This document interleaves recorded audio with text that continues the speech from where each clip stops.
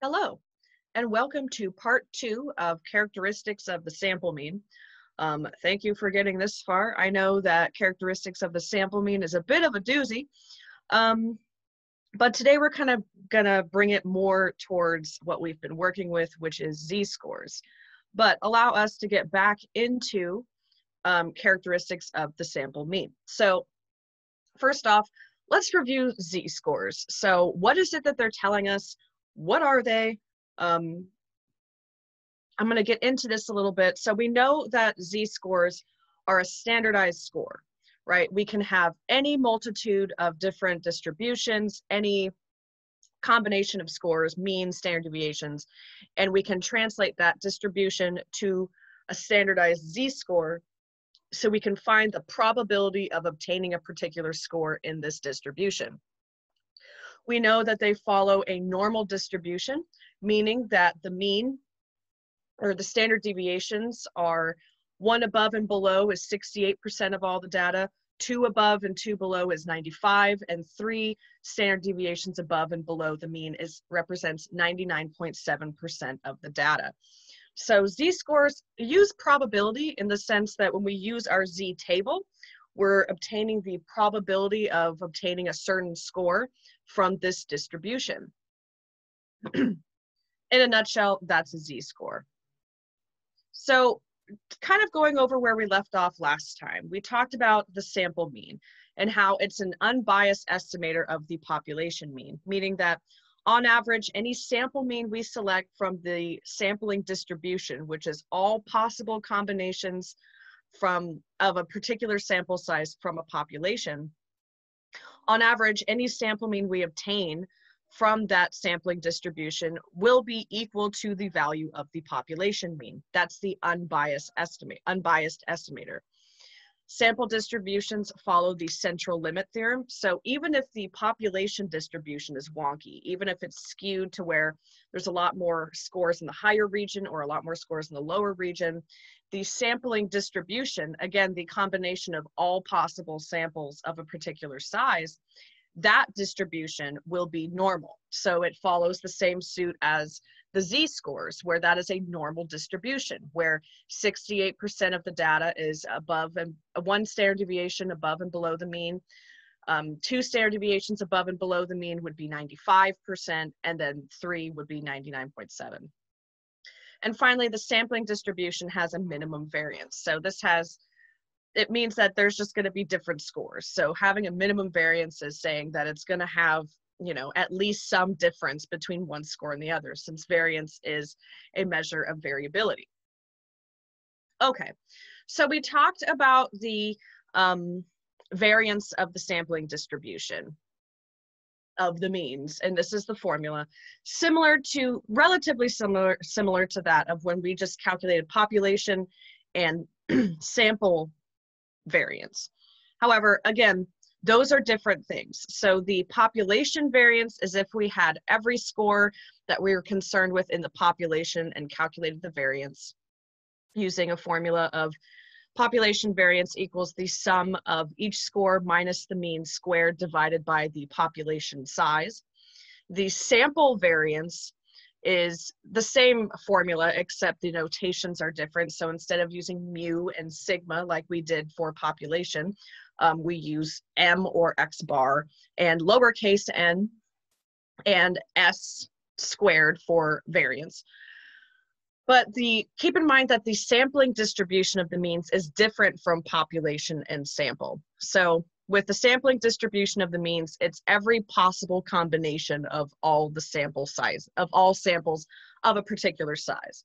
So where a sample distribution is a single sample, where it's just one distribution of 40. So the score distribution of this class in terms of test scores, I can take 40 of your exam scores and graph them on a distribution and look at that. That would be a sample distribution. That is just one sample of 40.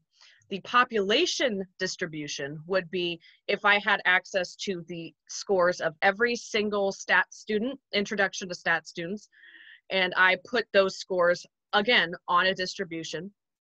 Might not be normally distributed because, populations aren't necessarily. And then the sampling distribution of the means would be every combination of, let's go with 40, that's the sample size we're going with since that's the size of our class and that's what I've been working with. So the sampling distribution of the means would still be a distribution. It would be normally distributed because according to the central limit theorem, anytime we have a sampling distribution of the means, we have a normally distributed distribution. And again, that is every possible combination of 40. So our class is just one of millions of combinations of 40. And then it could be, 39 of you and some random. That's a completely different distribution or a completely different sample to be in the sampling distribution of the means. And it just keeps going.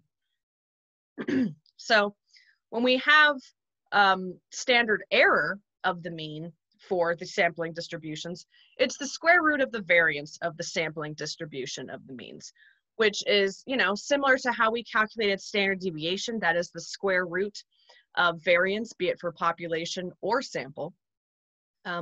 So for the standard error of the mean, we don't call it standard deviation when it's the sampling distribution. Instead, it's standard error. But again, it's calculated the exact same way. We just call it standard error of the mean as opposed to standard deviation of the population or of the sample. So there are different ways. I showed you guys the formula to calculate variance of the sampling distribution of the means, which is this formula here. The variance of the sampling distribution of the means is equal to the sum of each score, each mean of each individual sample subtracted by minus the population mean squared divided by the total number of samples. Okay. So I'll show you guys how to calculate this. I'll show you this formula. So this is just the normal population variance, not population variance not variance of the sampling distribution of the means. This is just straight up population variance that we've covered before during our variability chapter. So again, it is the sum of each score minus the population mean squared divided by the population size. So we have a population of 3. And let's say our population, the numbers involved are 8, 5, and 2. So first we got to find the average because that's part of the variance formula. So 8 plus 5 plus 2, and then divided by 3 is 5 because 8 plus 5 plus 2 is 15, and we divide by 3, and that's 5. So our population average for this population of 3 with 8, 5, and 2, the mean is 5. Now we can calculate the variance. So we would take each score and, 8 minus 5 squared. So 8 minus 5 is 3, squared is 9. 5 minus 5 is 0, so that squared is 0. 2 minus 5 is -3, squared is 9. So we'd have 9 plus 9 is 18, and we divide by 3, which is our our population size. So that gives us the population variance of 6. If you guys want to work this out on paper, that's fine. I just kind of talked through the formula and the calculations, but if you guys are more comfortable writing it out and calculating this variance, population variance for this population by hand, please do, if that's going to help you, obviously. So that is just the population variance, not the variance of the sampling distribution of the means. This is just straight up population variance. Since we have a population of 3 and we have all the numbers involved in that, calculating variance for 3 numbers isn't too bad. So that's population variance straight up. Now, if we're going to let's use those same 3 numbers of 8, 5, and 2. And let's calculate the variance for the sampling distribution. So again, we have a slightly different notation here. We have a slightly different formula. And we're using sample sizes of 2. So you'll see here, A is representative of 8, B is 5, and C is 2. So I know it's kind of a mess here, but I'll talk us through it. So AA, AB, AC, again, this is the variance of the sampling distribution. So we're using theoretical sampling methods where Repeats happen, so AA, BB, CC, and order matters. So AB is a completely separate sample than BA. Okay, so here I just listed all the numbers that are involved. So AA has 8 and 8, AB has 8 and 5, AC, etc. So these numbers here represent the mean of the sample. So the mean of 8 and 8 is 8. The mean of the sample for AB is 8 plus 5 divided by 2. So 8 plus 5 is 13, divided by 2 is 6.5. AC, 8 plus 2 is 10, divided by 2 is 5. So all these numbers here in this column represent the average of this particular sample. So again, you know, the average of AA is 8, the average of CA is 5, etc. Okay, so we have the average, and we have the mean of 5. So we're going to subtract the mean from our, again, the mean is still the same, 8 plus 5 plus 2 divided by 3, that's still 5. So we have each of our sample means, and we're going to subtract the mean of the sampling distribution from that. So 8 minus 5 is 3, 6.5 minus 5 is 1.5, 5 minus 5 is 0, all the way down. And I'm kind of skipping steps here, but like I said, I'm walking you guys through it. So 3, this caret just represents 2 to the second power. So 3 squared equals 9, 1.5 squared is 2.5, and all the way down. You add these numbers up.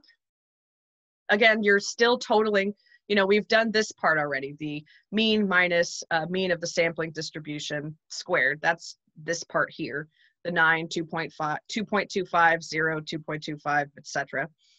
And we are now going to, well, we've squared it, so now we're going to add them all together. That's sigma, that's sum.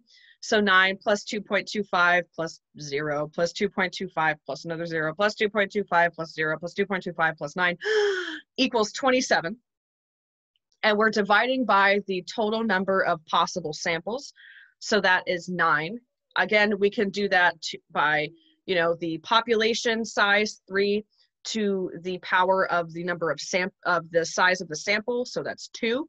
So 3 squared is 9. Or, you know, you can just count 1, 2, 3, 4, 5, 6, 7, 8, 9. Oh, look, we have 9 samples here. So we're dividing the sum of all these scores that have been squared, which is 27, and dividing it by the total possible number of samples, which was 9. And that gives us a variance of the sampling distribution equal to 3.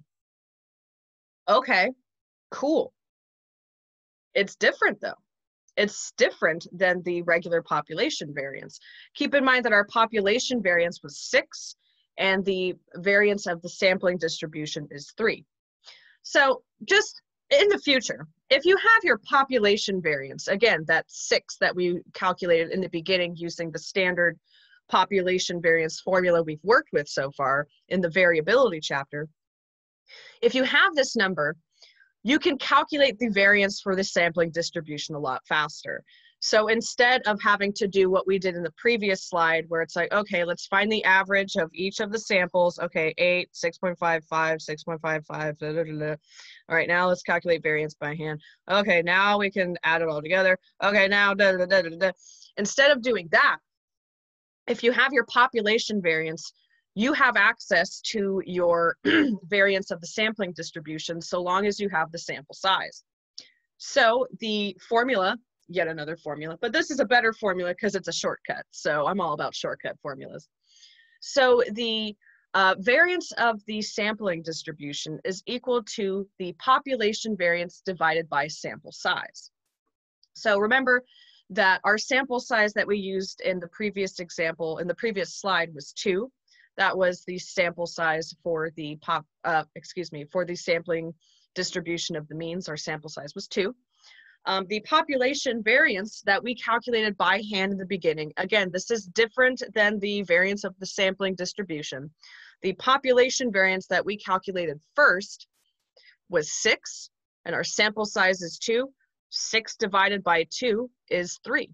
So when you take your population variance and divide it by your sample size, that will give you the variance of the sampling distribution. Whew. Now, obviously, to find standard error, you just take that number and take the square root of it. So you have to find the standard error of the sampling distribution of the means. You can do the square root of variance, population variance divided by the sample size. Or this is the same thing, you take the population standard deviation, the sigma, and divide it by the square root of the sample size. They're the same thing. It's just this has been simplified to knock out that squared, because again, variance is standard deviation squared. So, with that being said, the standard error, I just did this formula here, the one where everything is underneath the square root symbol. That is the square root of 6 divided by 2, which is the square root of 3, which is 1.73 for the standard error of the distribution of the sample means. Ooh. So keep in mind that researchers aren't exactly aware that, or well, they are aware, excuse me, that any sample that they select from a sampling distribution may or may not equal the population mean exactly. The mean, the sample distributions that we select, the means from those, equal the population mean on average, but that doesn't necessarily mean that every single population mean that you choose equal, or every single sample from the sampling distribution that you choose will be exactly equal to the population mean. It couldn't, because that would mean there would be no variance, and there has to be a minimum amount of variance. So the sampling error, that is referring to just the different estimations that the population is close to whatever your chosen sample is. So having a sampling error is obviously standard. I mean, it's par for the course, because anytime you take different samples from the same population, they're going to be different. And so you kind of you have different estimations of that exact same population mean.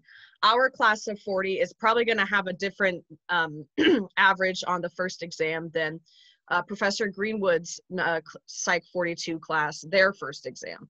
Probably won't have the exact same mean and standard deviations. So there's bound to be sampling error, because his class is also another example of, let's say his class is also a group of 40.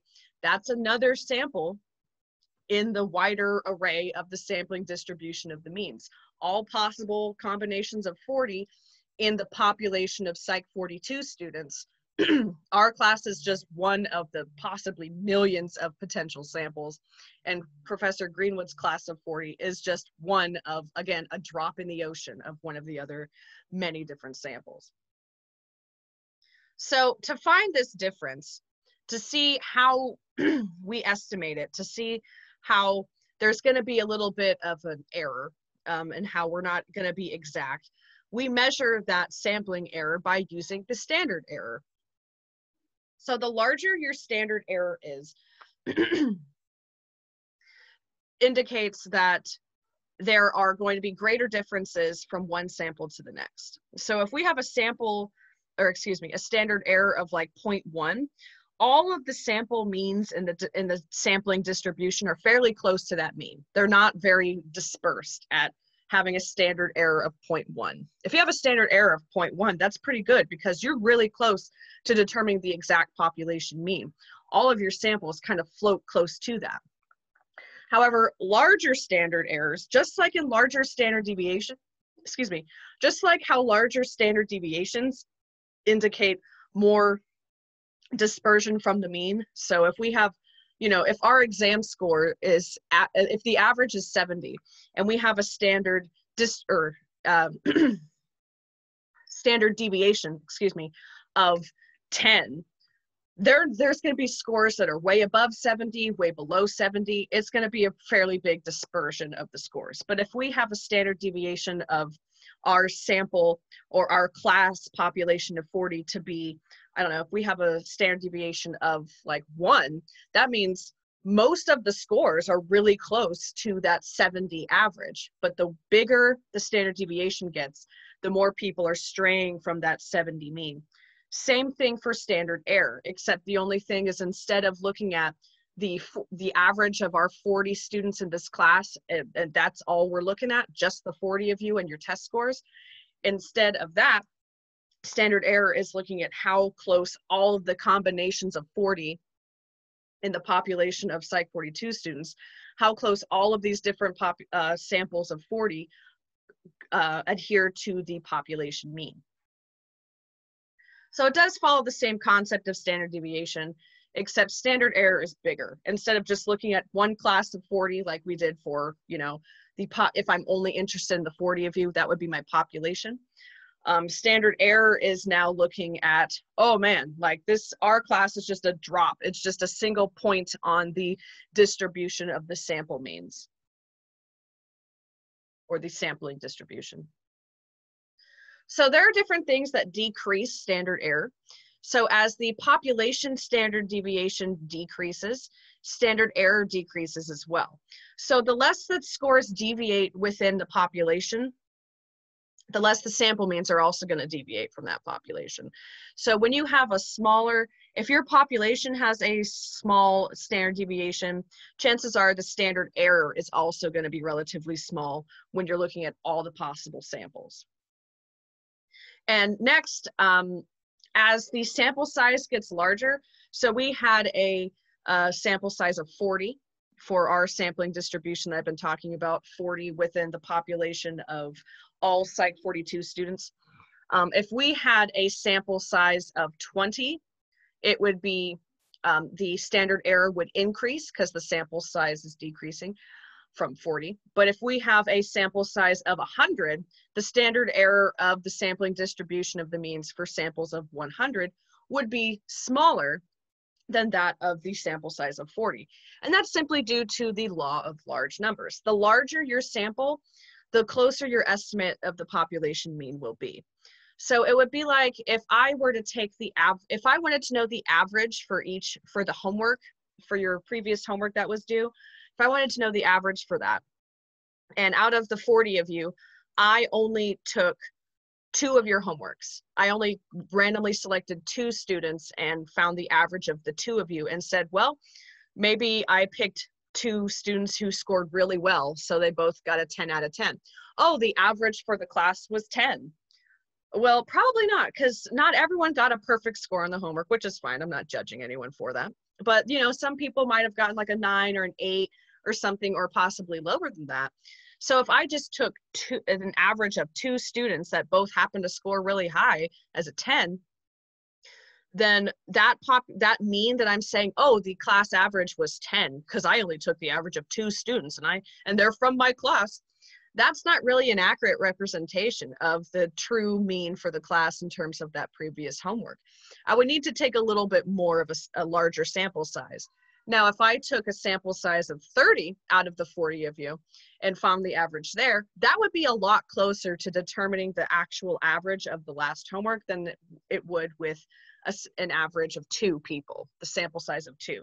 Same concept here. The larger your the larger your sample size is, the lower your standard error is. I don't have to I'm not way off base here when I have larger numbers in my sample size. I'm getting closer and closer to what the actual average of the class was. The larger your sample size is, the closer and closer that your samples actually are to the true population mean. Okay. So we know that according to the central limit theorem, sampling distributions are going to be normal. Again, sampling distributions of, you know, all possible combinations of a particular sample size in a population, that's going to be a normal distribution according to the central limit theorem. Now, what else uses a normal distribution? Oh yeah, z-scores. So we can convert any sampling distribution with a mean and standard error to the standard normal distribution, or the z distribution. All right. Of course, we have formulas, and of course, they're slightly altered to dictate match what we're going over. So we have the z of equals to, wow, man, my speech is just off today. Hold on, let me get a cup of coffee. we have these two different formulas. So we have the mean is mean minus the mean of the standard or of the sampling distribution of the means divided by the standard error. And then we have mean minus population mean divided by standard error of the means. Okay, so this is all going to be the same. To locate the proportion or to find the probability of a sample mean in any distribution, in any sampling distribution, we're going to transform the sample mean to a z-score, and then we're going to locate that corresponding z-score on the z-table. We've done this before. So this is an example from the book. So the scores from the verbal and quantitative reasoning sections of the GRE, the Graduate Record Examination, range from 130 to 170 for each section. It's been estimated that the verbal section has a mean of 151 and a standard deviation of 9. And the quantitative section has been estimated to have a population mean of 152 and a standard deviation of 10. Note the notations here. These are referring to a population because we have mu and we have sigma. We don't have, you know, X bar or capital M equals 151 and then SD for standard deviation or S, lowercase italicized s, which indicates the sample standard deviation. We don't have that. We have Greek letters here, so we know we're dealing with the population. So the estimated population mean for the verbal section is 151, and the standard deviation is 9. And for the quantitative, it's 152 for the population mean and 10 for the population standard deviation. Okay. So what is the probability of selecting a random sample of 100 college students who scored a mean of 153 or better on the verbal section? Okay, so already with that question, that's telling us that the sampling distribution, again, the possible combination of all possible samples, we have a sample size of 100 because it's saying we're selecting a random sample of 100 college students who scored a mean of 153 or better. So what's the probability that in this random sample of 100 college students, in all of the possible combinations of 100 college students who took this exam, what's the probability that we picked a sample that has scored a mean of 153 or better? So again, 153 or higher. And then what's the probability of selecting a sample for the second question of 100 college students who scored 153 or better on the quantitative section? So it's the same question, except one has the verbal section and the other is the quantitative. Okay, so let's look at the verbal section first, okay? Now, here's the formula. Now we have to kind of fill in the blanks. So we have our M, which is the score we're interested in. This is still the same for the z-scores. That first number is the score that is provided to you. So we want it, or the one that we're trying to find the probability for. So again, we want to know the probability of scoring 153 or better for the verbal section. So that's where we get this 153 minus, now it says the sample mean of the distribution, the mean of the sampling distribution. But keep in mind, one of the first rules of the sample mean is that the sample means equal the population mean on average. So when we have this equation here, we can substitute the population mean, which was given to us here as for the verbal section, the population is 151 and the standard deviation is 9. We can plug that in since on average, the sample means will equal the population mean. So 153 minus 151, and we're dividing it by the standard error, which is, you know, that sigma with the M. Now keep in mind, we have a way to calculate standard error. It was if we have the population variance or standard deviation, and if we have the sample size, which we have both, we can do that. So I use this formula of the standard deviation, not the variance, but the standard deviation divided by the square root of the sample size. So we have our standard deviation of the population to be 9. Again, this is found right here. Standard deviation of the population is 9, again, for the verbal section. 9 divided by the square root of the sample size. Well, our sample size was 100, as we can tell by right there. So 100, square root of 100 is 10. So that is 0.9. That is our z-score. Well, actually, no, excuse me. That is our standard error. I'm skipping ahead. Now to find our z-score, we fill it all in. So we had the 153 minus 151, which is 2, divided by 0.9. That gives us a z-score of 2.22. Okay, so since we want to know the probability of a mean greater than 153, so it's going to be towards the tail, 153 and up, we're going to look at column C. So let me pull up the z-table. We have a z-score of 2.22. So we got to find that. So, okay. Here is 2.22. And we want to know the probability of greater than, okay, well, like everything's selected for me. But here is 2.22. And now we want to know the probability of we were trying to find the probability of selecting a group of 100 college students who took this exam who scored an average of 153 and up.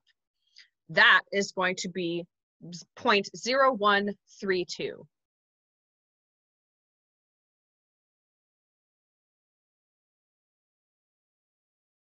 So 0.0132. Okay, now let's do this for the quantitative portion. Again, now since there are different population means and different population standard deviations, these numbers are going to be different. So for the 153, we still are interested in knowing the probability of selecting a random sample of 100 college students, so we still have the same sample size, who scored a mean of 153 or better on the quantitative section. Again, that part is exactly the same as the verbal section. However, what causes us to have different numbers and different calculation in general is the fact that we have different numbers for the population mean and the population standard deviation than we do for the verbal section. So that is why there's going to be some differences here. So 153, again, the probability that we're interested in, scoring 153 and higher. And the the population, wow, okay. I always get so confused in my wording when I have this lecture, my bad, I apologize. But the sampling distribution mean, again, equals the population mean on average. So we just use the population mean that they gave us for the quantitative portion, which is 152. So 153 minus 152, that's the first part. We got that part there. And to calculate the standard error, we take the standard deviation, which is 10, according to right here, standard deviation of 10. And since we have the same sample size, it's still 100. So 10 divided by the square root of 100, which is 10. So 10 divided by 10 is 1. Oop, my bad. So we have our standard error of 1. So 153 minus 152, that was that first part up here, divided by 1, we just plugged in the standard error, that equals 1. So since we want to know the probability of scoring greater than 153, again, we're going to look in column C on our z-table. So we have a z-score of 1. So let's go on back there. Z-score of 1 is, where are you at? That's going to be right. Where are you? Oh, here you are. 1.00. We're looking in column C because we want to know 153 and greater. We're not asking for what's the probability of selecting a sample of 100 students that score between the mean of 152 and 153. We're not asking that. That would be a column B question. A column C question is, oh, what's the probability of scoring 153 and up? So that's going to be towards the tail. So where was I? Right here, 0.1587. That is the probability. So let's go on back. So 0.1587, that is the probability of selecting a random sample mean of 153 or higher on the quantitative section of the GRE. Okay, so understanding how z-scores work as well as the sampling distribution is pretty important as we continue forward in this class. It's really it's a big part of how we determine things in statistics, especially for inferential statistics when we start determining relationships between variables. So if you're having trouble with these concepts, send me an email or stop by my office, my virtual office hours, obviously, not my physical office hours. You're not welcome in my home. But anyway, if you have questions or want some clarification or you're just not understanding stuff, please stop by my office hours or send me an email, whatever, and we can discuss it. We can talk it out. I don't want you guys to struggle with this. It's okay. I mean, I know this is kind of like a big, okay, it's a big chunk of meat to chew on. So I understand if you have questions. But again, if you do, I'm always available. If you can't come to my office hours, be sure to contact me and let me know. We can figure out a time that works for the two of us. But until then, I hope that you still have hair after this. You haven't pulled it all out. Again, feel free to watch this video more than once, look over your notes, take a lot of notes as well, just to kind of get you through. With that being said, that's all I got for you. So good luck and like and subscribe.